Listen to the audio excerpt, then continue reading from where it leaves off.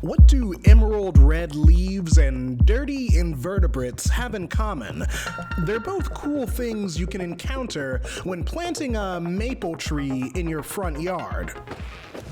Hello everyone, today I am planting a blood-good Japanese maple. We actually used to have a Bradford pear standing right here. Unfortunately, it got sick and we had to take it down. It was the safe thing to do. So yeah, now we have the Bradford pear's replacement. This will be my first time digging a giant hole and putting a tree in it. I've done small things like flowers. This is just kind of like a giant flower. How hard could it be, right? Let's find out. Honestly, I underestimated the difficulty of this ditch digging assignment. Definitely a humbling experience, given I ran into several creatures during this excavation that move Earth for a living.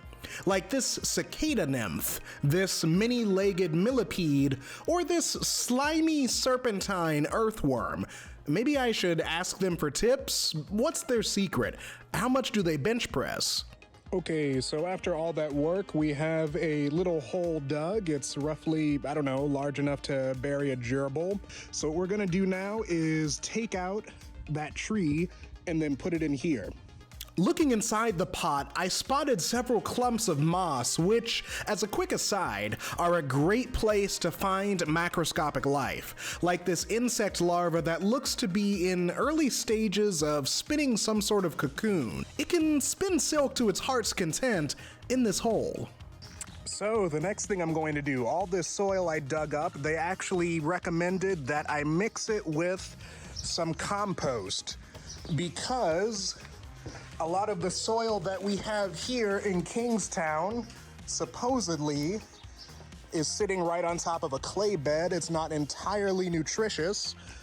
So we have this compost material. So I'm gonna sit down here in the dirt and mix the pre-existing stuff with this nice nutrient compost. And yeah, let's get to it.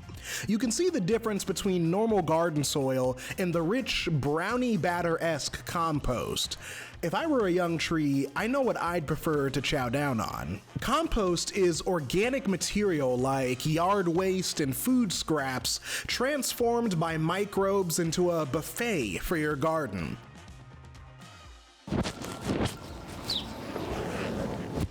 So there you have it. As you can see, I'm not exactly a master gardener, but I think that we planted this maple tree in a pretty good position. So we actually have a thunderstorm coming in now. So hopefully water from the sky should come down, give it some much needed moisture, and we'll see how this little guy does. Yes, I know, the tree was actually crooked. Don't worry, it's been straightened and it's doing pretty good so far. Hopefully it grows up big and strong. While we all wait with bated breath to find out, why not entertain yourself with more wildlife content by checking out my website at www.boydrb.com. And of course, please like, subscribe, and comment. It would be greatly appreciated.